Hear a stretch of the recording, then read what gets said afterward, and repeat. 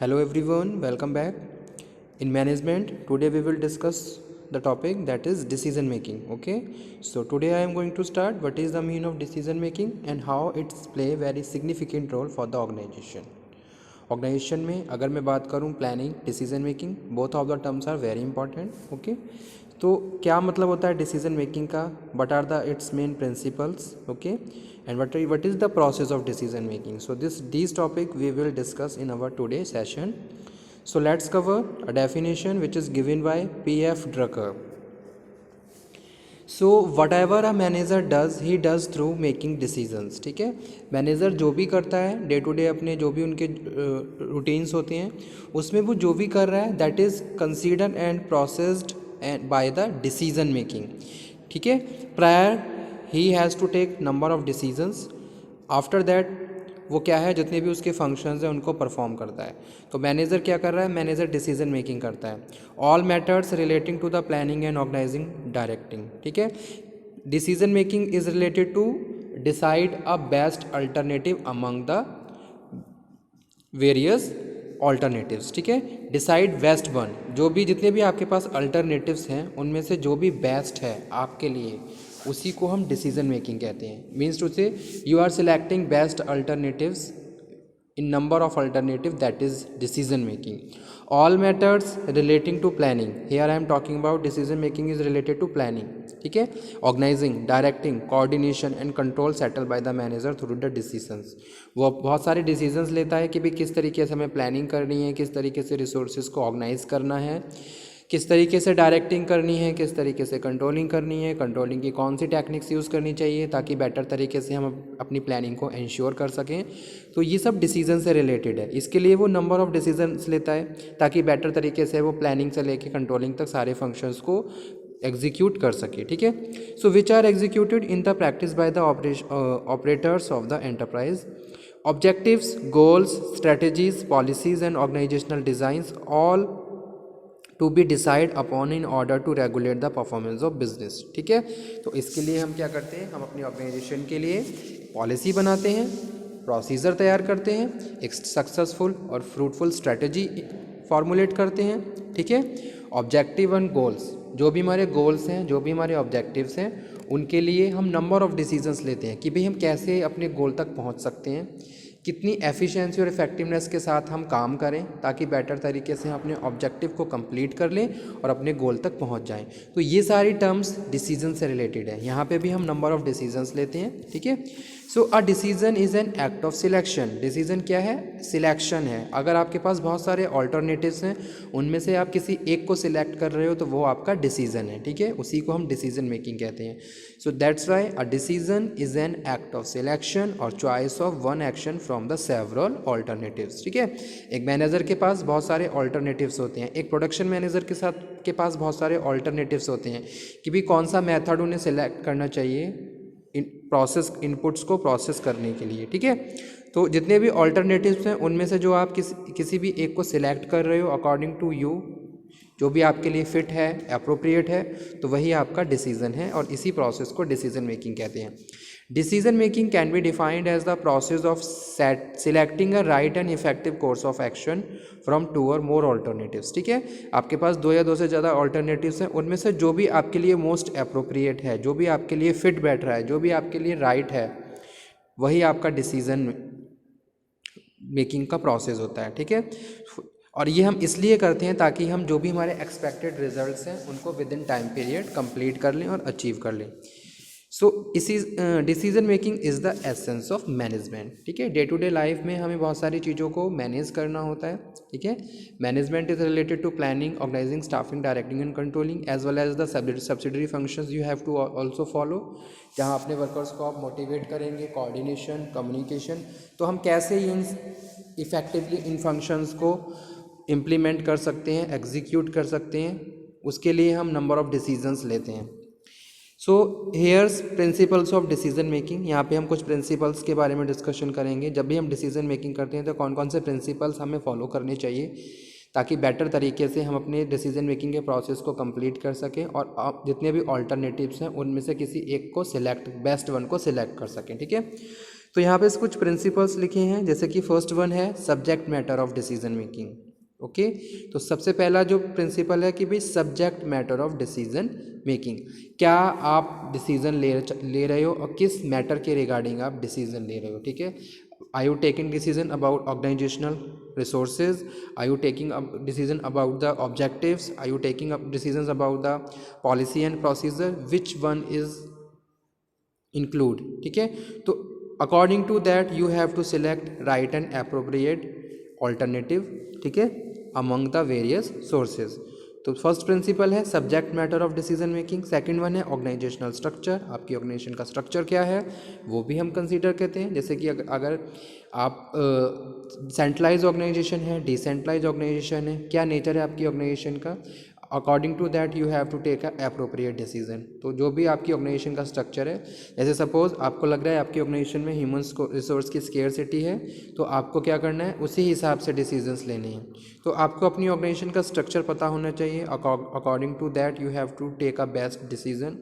Analysis of the objective and policy, आपको अपनी objective की जो आपके ऑर्गेनाइजेशन में जो भी गोल हैं, आपको अपने ऑब्जेक्टिव क्लियर होने चाहिए, आपको अपनी पॉलिसी क्लियर होनी चाहिए। ठीक है, कि आप किस पॉलिसी पे काम कर रहे हो और कौन सा प्रोसीजर फॉलो कर रहे हो, उसी को कोरिलेट करते हुए ही आपको डिसीजन लेने हैं। ऐसा नहीं है कि आपने अपने पॉलिसी के बियॉन्ड जाके डिसीजन मेकिंग कर ली। ठीक है, तो ये प्रिंसिपल भी आपको फॉलो करना है। Analytical study of the alternative, जितने भी आपके पास ऑल्टरनेटिव्स हैं उनको एनालाइज करिए। उसको अगर आप किसी भी एक ऑल्टरनेटिव को सिलेक्ट कर रहे हो तो उसको लॉजिकली सिलेक्ट करना है। There is a valid reason behind that कि भाई इस वजह से आपने इसको सिलेक्ट किया है। ठीक है, तो प्रॉपर एनालिसिस एंड इंटरप्रिटेशन होनी चाहिए जितने भी ऑल्टरनेटिव्स हैं आपके पास उनकी, तब जाके जो भी आपको बेस्ट लग रहा है, जो भी आपके लिए अप्रोप्रिएट है, उसको आप सिलेक्ट करेंगे।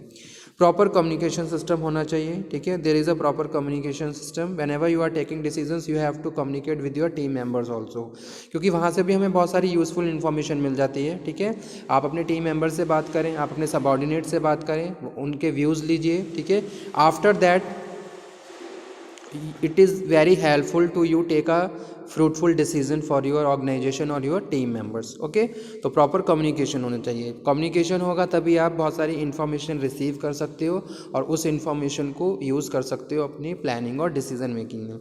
सफिशिएंट टाइम होना चाहिए whenever you are taking decision. तो ऐसा नहीं है कि आपने बहुत जल्दी में डिसीजन ले लिया, you have to take a proper time for analyzing and interpretation. Okay, आप उसको एनालाइज कर लीजिए और आप ये देख लीजिए कि अगर हम इस तरीके का कोई डिसीजंस लेते हैं तो उसके क्या एडवांटेजेस और डिसएडवांटेजेस रहेंगे फ्यूचर में। ठीक है, study of the impact of decision, उसका क्या इम्पैक्ट रहेगा, उसका इम्पैक्ट ऑर्गेनाइजेशन के लिए क्या रहेगा, वर्कर्स के लिए क्या रहेगा, that is also consider bye the decision maker या फिर मैनेजर। और लास्ट जो प्रिंसिपल है वो है participation of the decision maker. ठीक है, तो जितने भी आप कोई डिसीजन ले रहे हो तो प्रॉपर पार्टिसिपेशन रखना है आपको।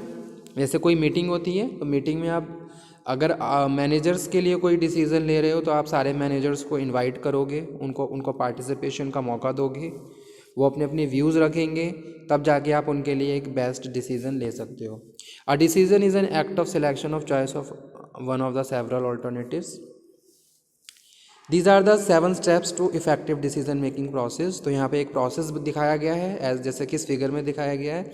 तो यहाँ पे 7 स्टेप्स दिए गए हैं, स्टेप बाय स्टेप हमें इन स्टेजेस को कंप्लीट करना है, तभी हम प्रॉपर डिसीजन मेकिंग कर सकते हैं। तो यहाँ पे फर्स्ट है identify the decision, gather information, identify alternative, weigh the evidence, choose among alternatives, take action and review and decisions. ठीक है, तो सबसे पहला है आइडेंटिफाई डिसीजन।